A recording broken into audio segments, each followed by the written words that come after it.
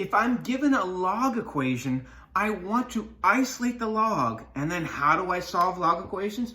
Well, if I'm given a log like y equals log, let's just call it the common log, base 10x, I know its inverse is y equals 10 to the x.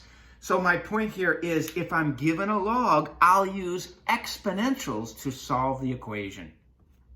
Solve natural log 3x equals 2. Now, great. I've got that log isolated. How do I solve log equations? I use exponentials. What's my base here? Well, this is log base e. So if I jack both sides up on the e, then these two will undo each other and I'll be left just with 3x equals e squared. That's the inverse property. These will undo each other. The reason I chose e is because I have log base e of 3x. Now, log base e of 3x is written natural log 3x. You've got to understand that. That was the reason why I chose to introduce a base of e to both sides. 3x equals e squared, so x is equal to 1/3 e squared, or e squared divided by 2. So x is about equal to about 2.46 if you have your calculator. We know that logs have restrictions on their domain. Here's the graph of a log. Look, if this is y equals log x, we know x must be greater than 0. The argument of the log must be greater than 0. So will it make sense to put a 2.46 in here? 3 times about 2.5 will give us a positive number. We can take the natural log of a positive number. So I can breathe a sigh of relief that because I have restrictions on the domain, when I put this back in, I still get a reasonable number. I don't get a negative number. Of course, you could solve this on a calculator as well. Subtract 2 from both sides. Natural log 3x minus 2 is equal to 0. Now, this is usually y, so we could make a function out of this, natural log 3x minus 2, and graph this looking for where y is 0. Well, where does that happen? On the x-axis. In other words, we're looking for x-intercepts, which are known as zeros. If I want to graph natural log, now notice, I have an e to the x button here, but if I go control e to the x, that gives me the natural log. It's inverse of 3x. I'll put that as my argument inside the parentheses. And then outside I have minus 2. If I graph that, I can then go and analyze the graph and find that 0 from there to there. And I get, which we saw before, I get about 2.46 there. Here we're asked to solve log base 3 of argument 5x minus 1 equals log base 3 of x plus 7.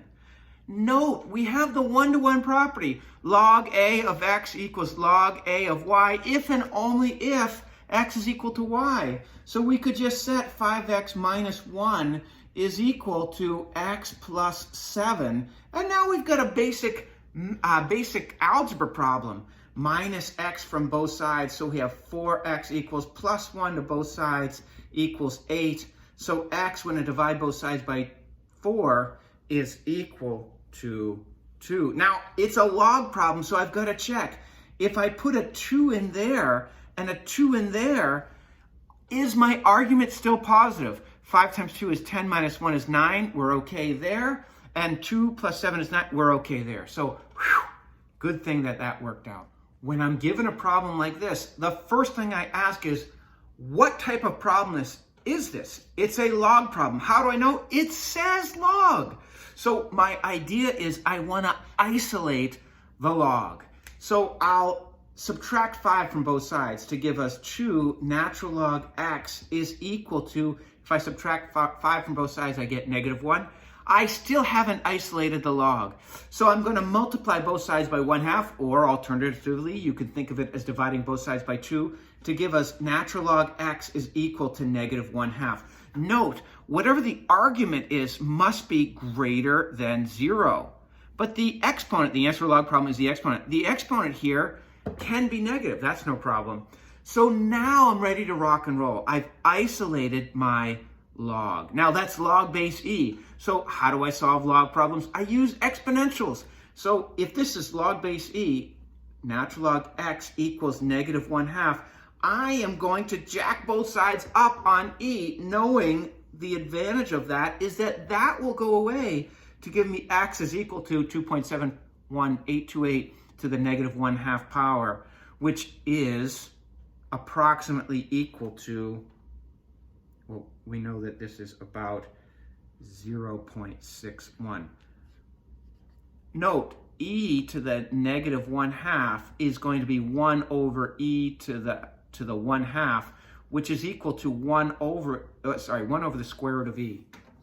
So there is our answer. Or here's our exact answer. It's approximately equal to, that's why I use that funny little equal sign there. If I was going to find 0.61, that means I have to use my calculator. If I'm going to use my calculator, I could also do this graphically by doing 2 natural log x plus 1 equals 0. Note, usually we have a y there for a function, so f of x equals 2 natural log x plus 1. If I graph this and I'm looking for y is equal to 0, don't forget, that means I'm looking for the zeros or the x-intercepts wherever my graph crosses the x-axis.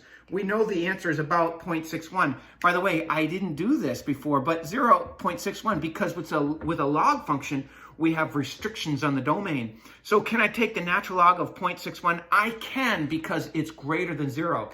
The argument always, always, always must be greater than 0. Graphing 2 natural log x plus 1 means that I want to graph here. I want to graph a function.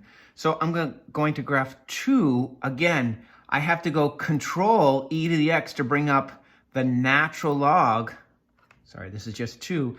Natural log of, and our argument here was not e to the x, but rather just x. And on the outside, we had plus 1. Plus 1. All right, so when I graph that, I get this, and I want to find my x-intercepts, which are known as zeros. From there to there, you can see we get 0.0606, which is about 0.61. You can see that's not exact.